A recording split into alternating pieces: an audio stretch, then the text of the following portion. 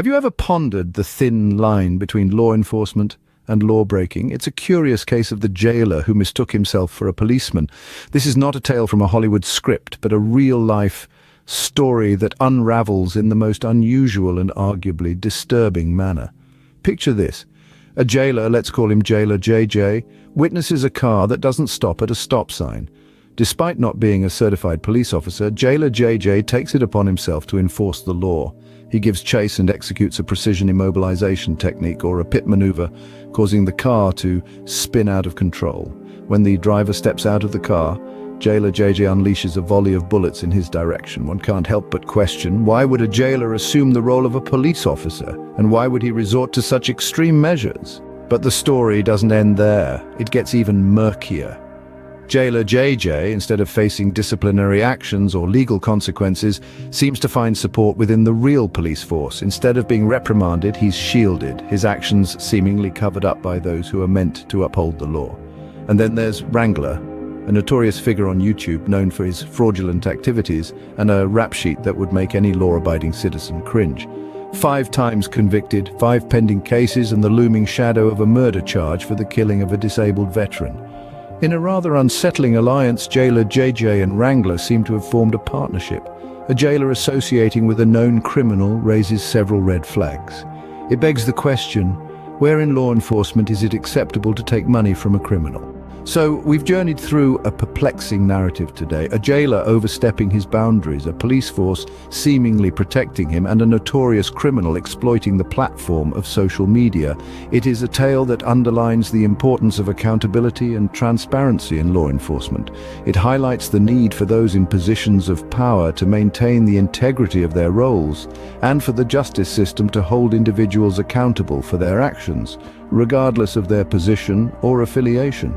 Remember, the law exists to protect and serve the people, and it should be respected by all, especially those entrusted with its enforcement.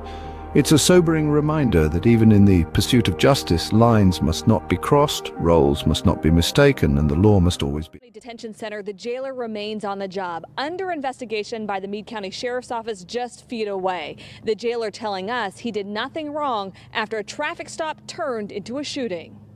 Shots fired, shots fired. A chase that Meade County jailer J.J. Scarborough says started after he saw a car roll through a stop sign. It would end with shots fired. My weapon. Scarborough says he can't talk on camera about the case, but tells WDRB News he shot at the driver of a 2002 Chevy Cavalier like this in self-defense. But there is no public record of what happened the night of April 26, or even an arrest citation for Patrick Joyner, the man who was behind the wheel. He's also the Brandenburg mayor's son. In an orange jumpsuit, Joyner heads into court charged with drug trafficking. After several calls from the public wanting to know why information about this case isn't being released, we started digging and asking questions. And we aren't the only ones. I'm a little bit confused as to why. Are there 2 cases here, or is there just one? The one case I see here doesn't mention any of that stuff. But Joyner's attorney wants to know why there's only an arrest citation on April 30th, detailing a search warrant for Joyner's car. Investigators say they found a scale and white residue that tested positive for meth. But there's no record of the chase 4 days earlier. Meade County officials say they are not releasing information publicly because it will be presented to a grand jury which will decide whether to pursue charges against Joyner. Scarborough says he was in an unmarked pickup truck with lights and siren when he pulled over Joyner, who initially stopped. With no body camera or dash cam video, WDRB requested all dispatch audio and 911 calls, and it gives insight into what happened that night. I'm in active pursuit with a gray Chevy Cavalier, Hayesville Road. The Meade County Sheriff wouldn't release any information 2 weeks later, and we got this statement. The sheriff says Scarborough saw a passenger in Joyner's car get thrown from the vehicle, and Joyner took off. And we're 710 between Hayesville and heading toward Gusto. Dispatch says Ray Whited, the chief deputy of the Meade County Sheriff's Department, and David Greer, a Meade County constable, were also there.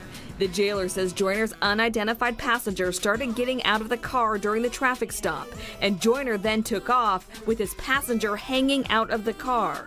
Scarborough says he saw Joyner push the passenger out. Hey, County, see if you can get a unit out there across from the Akron Baptist Church with 1200 Chief Deputy. He's got one out on the ground up there. The jailer says the chase lasted about 8 miles, which started on Old Akron Road in Akron, south to Guston in Bewleyville Road. Mr. Joyner had spun around in the dirt and lost control of his vehicle. Another vehicle pulled in front of him and blocked him in. We just had a pursuit. When the vehicle wrecked out at Mooleyville, subject tried to run him over and shots were fired. And attempted to go forward and strike the individual with his vehicle. And at that time, that's when the shots were fired. Scarborough won't say how many times he shot at Joyner's car, and police won't say either, or even where the car was shot. Meade County Dispatch called Kentucky State Police for help. No one's injured, no one's hurt, but they need an officer out that way to go from there. KSP investigates, saying it's a local issue.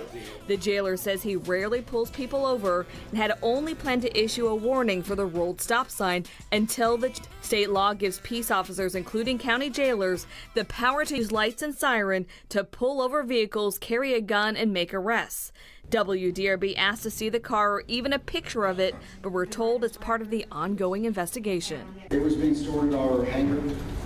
Here in Brainerd? Yes. Joyner is still behind bars at the Brecken County Jail. The Brandenburg mayor and the Meade County attorney here aren't commenting on the case. In Brandenburg, Valerie Chen, WDRB News.